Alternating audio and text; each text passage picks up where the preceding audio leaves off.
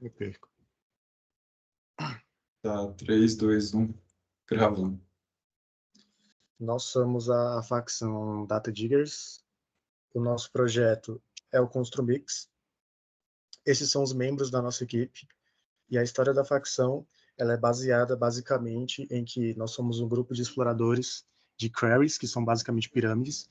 E em uma dessas pirâmides, nós pegamos um artefato muito antigo que continha nanorobôs e que ocasionalmente infectou todos os membros da facção com um vírus que transformam nós em ciborgues. Agora, o nosso objetivo é buscar uma cura explorando outras queries através de conhecimento antigo. Com relação aos slides de processo e desenvolvimento de software, nós fizemos um estudo das características do processo, pontos fortes e fracos de cada um, e fizemos um comparativo entre eles, né? Estudamos os processos cascata, espiral, RAD, o Knife Edge Process, Scrum, OpenUp, XP e Safe Scrum. Eu vou focar minha apresentação em Scrum e XP porque foi os projetos que nós escolhemos, né? Então, o Scrum, ele tem como característica, ele é um framework ágil, baseado em iterações curtas e tem papéis bem definidos. Os pontos fortes é a flexibilidade dele para responder às mudanças e o foco na entrega de valor ao cliente. E os pontos fracos, que ele requer disciplina e comprometimento da equipe.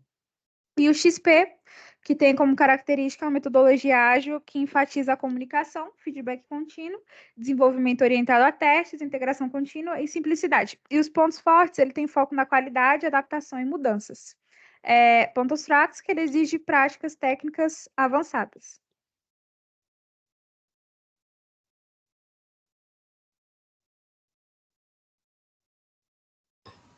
Opa, então, a Construmix é uma loja de venda de materiais de construção, é uma loja relativamente pequena, no qual o cliente ele precisa fazer as anotações em planilha de Excel de controle de estoque, tanto do que está entrando, do que está saindo.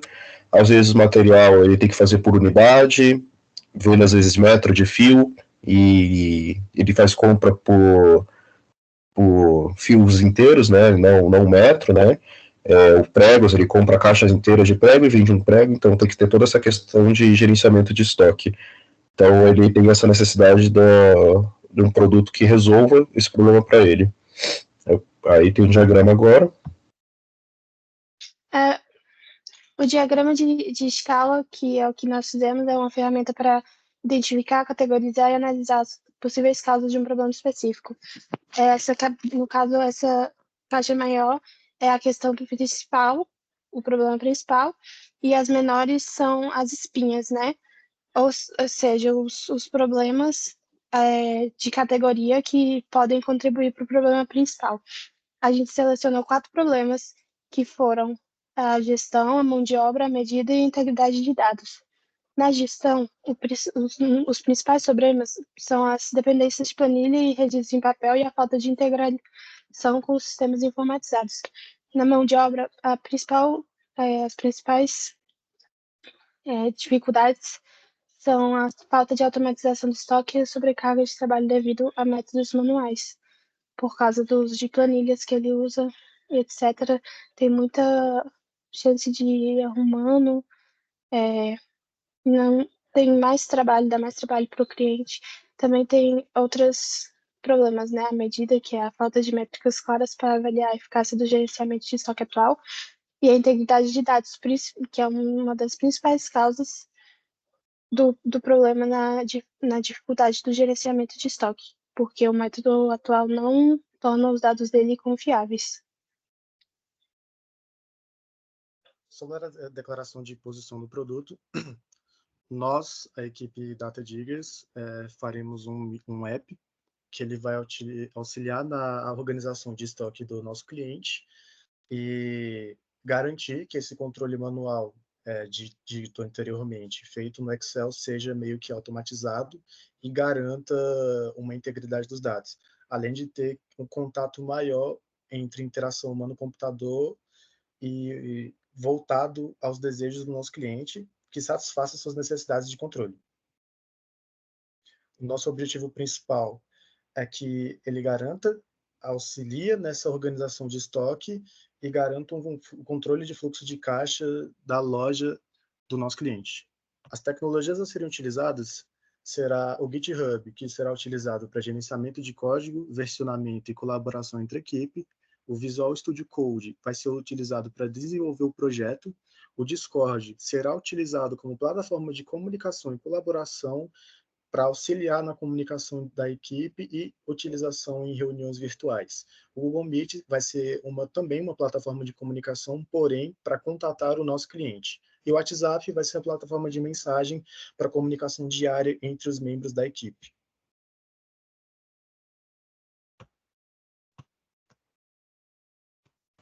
Bom, na organização do projeto nós temos os papéis de desenvolvedor, Scrum Master e o PO, o dono do produto, no qual as atribuições do desenvolvedor vai codificar o produto, vai colaborar com a equipe, vai fazer também a questão dos testes, né? Colocamos como responsável o Eric. Participantes principais do Samar e Tsunamita não quer dizer que os outros não vão participar de todas as etapas, é apenas para critério de visualização. Scrum Master nós temos o Paulo, que vai dedicar a verificar se nós estamos seguindo a metodologia Scrum, com participantes como o Júlio e Carlos, e o PO sou eu, que tenho o maior contato com o cliente, junto com o Eric e Paulo, para fazer as definições das sprints. E nós temos o próprio cliente, que é a própria Construmix. O planejamento das fases do projeto segue um cronograma bem estruturado em sprints, com cada uma delas focando em etapas específicas do desenvolvimento. As primeiras se dedicam à definição do projeto e revisão dos fundamentos da engenharia de software. Em seguida, há um enfoque na engenharia de requisitos, elaboração do backlog, definição do MVP e refinamento. Posteriormente, serão desenvolvidos protótipos, modelagem de casos de uso, desenvolvimento e deploy do MVP. As últimas sprints serão dedicadas a testes, correções e ajustes finais. Agora, passando pela tabela 4, destacamos a comunicação, algo essencial para o grupo. Diariamente, teremos acompanhamento das atividades em andamento. Semanalmente, planejamos e dividimos tarefas da sprint e registramos em atas de reunião.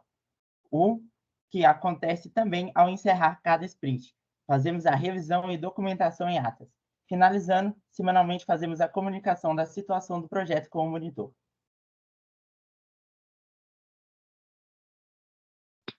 Sobre gerenciamento de riscos, nós reunimos 5 riscos principais atualmente para essa missão 1, né? A desistência da disciplina, falta de comunicação com o stakeholder, conciliar horários, escopo do projeto mal definido em constante mudança e a subestimação de prazos e recursos.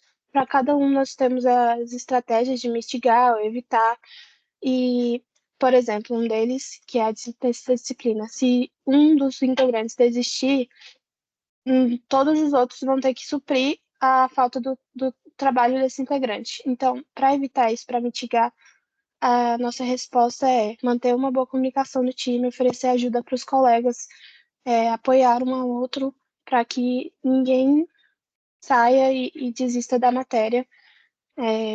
Também tem a falta de comunicação com stakeholders, onde a gente vai evitar essa falta de comunicação realizando reuniões periodicamente. Conciliar horários, a gente pode, como resposta, planejar antecipadamente as tarefas, ter prazos bem estabelecidos, trabalhar nos prazos estabelecidos da disciplina, e é isso.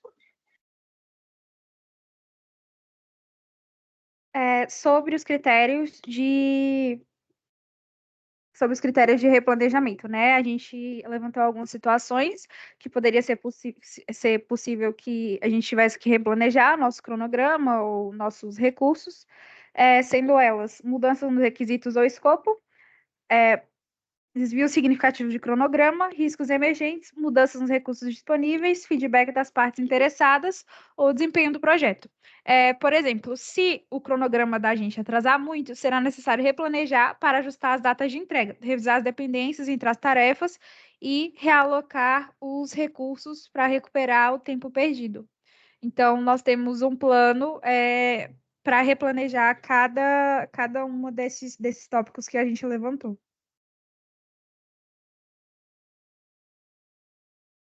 Bom, o processo de desenvolvimento de software, como já foi adiantado, nossa equipe vai utilizar um processo de desenvolvimento Scrum XP.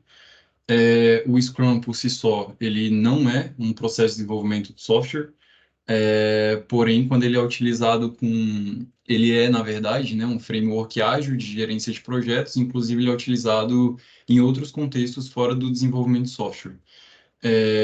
Mas, quando ele é utilizado com o XP, ele vira um processo de desenvolvimento de software, né? O XP, que é outro processo de desenvolvimento de software, e basicamente a gente vai utilizar uma adaptação do Scrum/XP. Aqui a gente tem uma imagem representando a estrutura do Scrum, com a Sprint Backlog, o período de sprint, a reunião diária e a review do sprint, né? O que foi entregue naquele período de trabalho.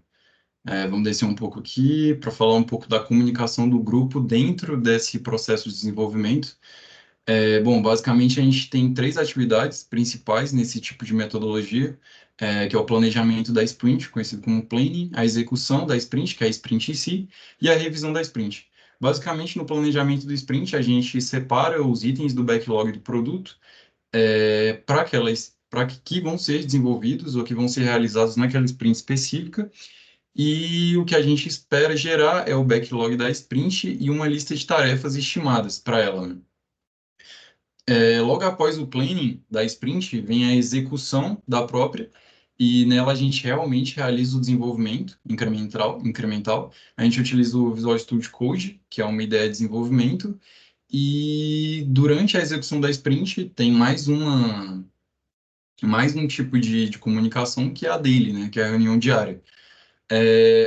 Quando eu falei que a gente utiliza uma adaptação, a principal diferença é nesse tópico, porque num processo de Scrum XP padrão, existem dailies que são geralmente presenciais, ou então pelo menos videochamada, mas a gente vai focar em ferramentas de chat, né? Então, a daily a gente vai fazer ou pelo WhatsApp ou pelo Discord, mas a gente vai fazer questão de manter o progresso diário compartilhado.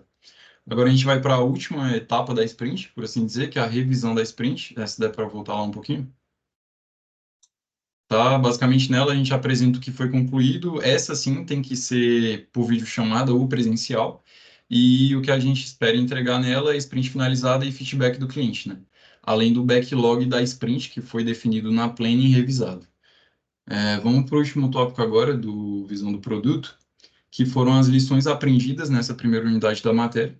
Basicamente, a gente teve 2 problemáticas. Uma foi uma discordância interna do grupo entre os membros, e a segunda foi uma das interações com o nosso cliente. Partindo da primeira, durante a realização das atividades, tivemos pequenos conflitos dentro da equipe por conta da gestão do tempo e prioridades entre os membros. Então, basicamente, aqui foi, a gente tinha tarefas definidas e acabou